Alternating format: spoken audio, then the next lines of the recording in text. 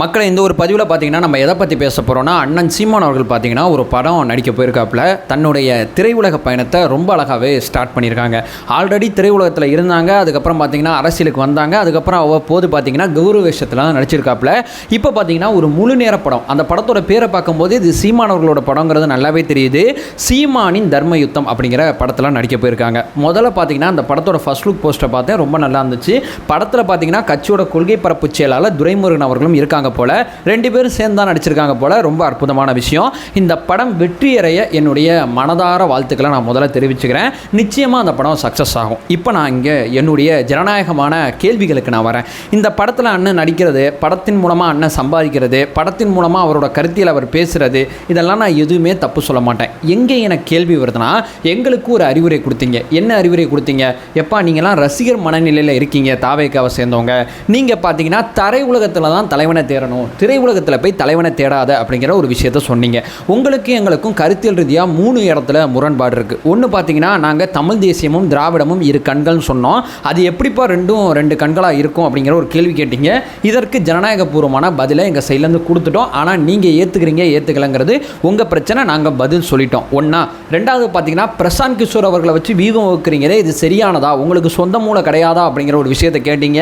இதற்கும் நாங்கள் எங்கள் சைட்லேருந்து பதில் சொல்லிட்டோம். இப்போ மூணாவது பார்த்தீங்கன்னா, ஒரு நடிகரை இவ்வளோ தூரம் கொண்டாடுறீங்களே, இந்த மாய உலகத்தில் இருக்கீங்களே அப்படிங்கிற கேள்வியை எங்களை நோக்கி கேட்டீங்க. நாங்கள் பதிலுக்கு அண்ணன் சீமான் அவர்களும் இப்போ நடிகர் ஆகிட்டார், அவரை ஏன் கொண்டாடுறீங்கிற ஒரு கேள்வி கேட்குறோம். இந்த கேள்வி மட்டும் கிடையாது, ஜனநாயகபூர்வமாக இதோடு சேர்த்து 4 கேள்விகளை இந்த வீடியோவில் கேட்குறேன். நான் முழுக்க பார்த்தீங்கன்னா நாம் தமிழர் கட்சியோட கருத்தியல் மோதல் தான் இந்த வீடியோவில் மேற்கொள்ளணும்னு நினைக்கிறேன்.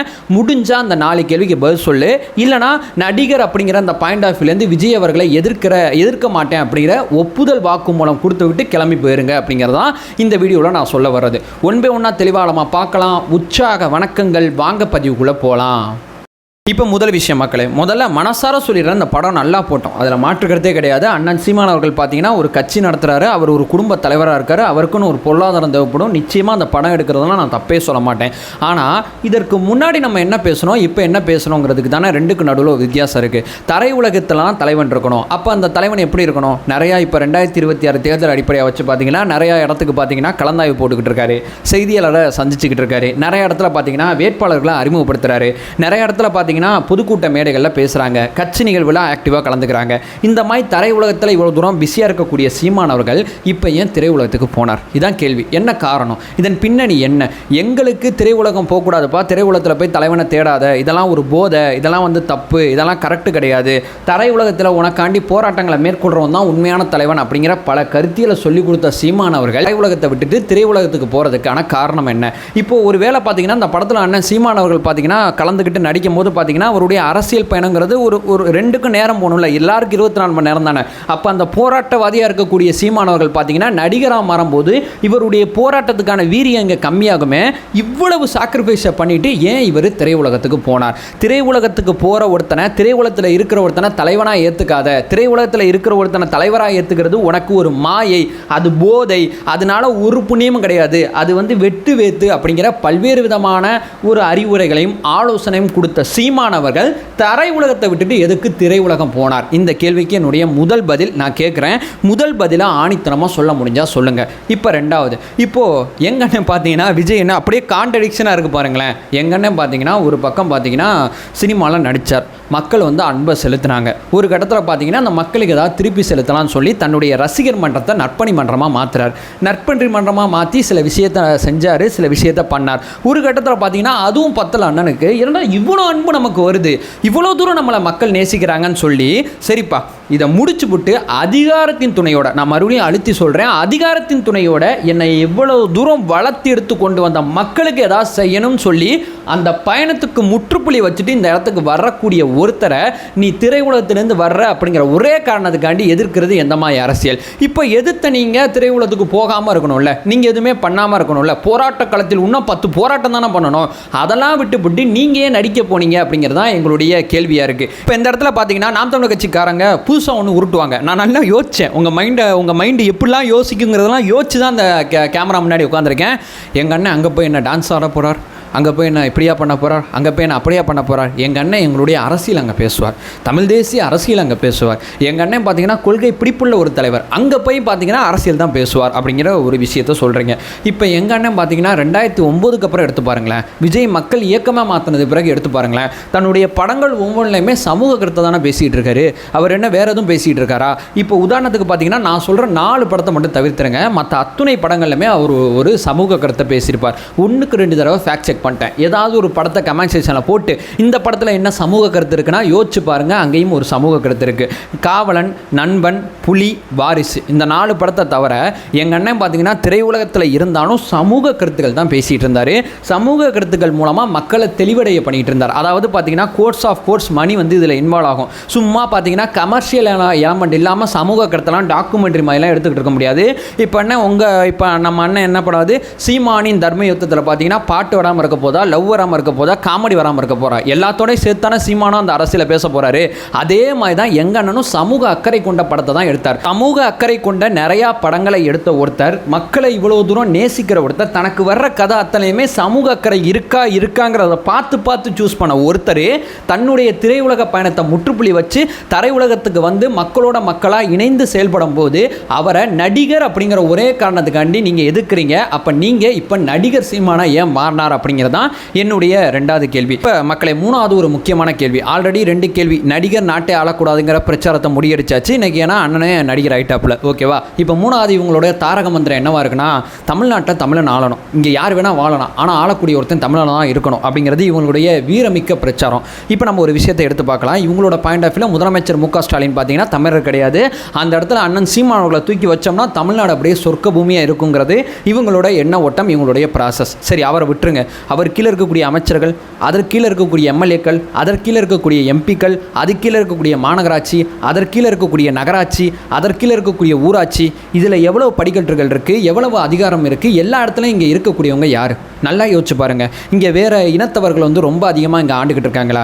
இந்த அவங்களுடைய அதிகாரத்துக்கு உட்பட்டு நான் முன்னாடி சொன்ன அத்தனை படிநிலைகளையும் இருக்கிறது தமிழர்கள் தான். அப்போயே அந்த தமிழ்நாடு நல்லா இல்லை, அப்பறையே நம்ம மக்கள் பிரச்சனை இங்கே தீர்க்கப்படல. ஸோ தமிழ்நாட்டை தமிழன் ஆண்டா மட்டும் மக்கள் பிரச்சனை வந்து தீர்க்கப்படாது. எடப்பாடி பழனிசாமி தமிழர் கிடையாதா?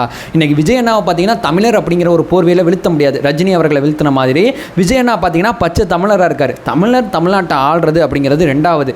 அதே நேரத்தில் ஆளக்கூடிய ஒவ்வொருத்தங்களும் மக்கள் பிரச்சனையை தீர்க்கக்கூடிய ஒருத்தங்களாக இருக்கணும், மக்கள் பிரச்சனையை பார்த்தீங்கன்னா நேசிக்கக்கூடிய ஒருத்தங்களாக இருக்கட்டும், மக்கள் பிரச்சனைக்கு நீண்ட கால சொல்யூஷனை நோக்கி போகக்கூடியவங்களாக இருக்கணும். மக்கள் பிரச்சனையை தீர்க்கிறது அப்படிங்கிறது அவங்களுக்கு உண்மைக்குமே ரொம்ப பிடிச்ச ஒன்றா இருக்கணும். மக்களுக்கு சர்வீஸ் பண்ணுறது அப்படிங்கிறது அவங்க ரத்தத்திலே கலந்த ஒன்றா இருக்கணும். அப்படிப்பட்டவங்க நம்மளை ஆண்டா மட்டும்தான் நம்ம பிரச்சனை தீரும். அந்த வகையில் பார்த்தீங்கன்னா இவ்வளவு புகழ், இவ்வளவு கோடிகளை விட்டுட்டு ஒருத்தர் மக்களை நேசித்து மக்களுக்கு கிட்ட வந்து தன்னுடைய பிரச்சனைகளை தீர்ப்பேன் அப்படின்னு சொல்லி வாக்குறுதி கொடுக்கும்போது அந்த வாக்குறுதியை நம்புகிற மாதிரி சில விஷயங்கள் அத்தனையுமே செஞ்சு மக்கள் முன்னாடி நிற்கும் போது அண்ணன் விஜய் என்னென்ன நம்பலாம் அப்படின்னு சொல்லி நாங்கள் நம்புகிறோம். ஓகேவா, இங்கே வேறு எதுவுமே கிடையாது. ஸோ தமிழ்நாட்டை ஆண்டா மட்டும் சொர்க்க பூமி ஆயிராது. இப்போ உதாரணத்துக்கு பார்த்தீங்கன்னா ஒடிசாவில் பார்த்தீங்கன்னா விகே பாண்டியன் அப்படிங்கிற ஒருத்தர் இருக்கார்.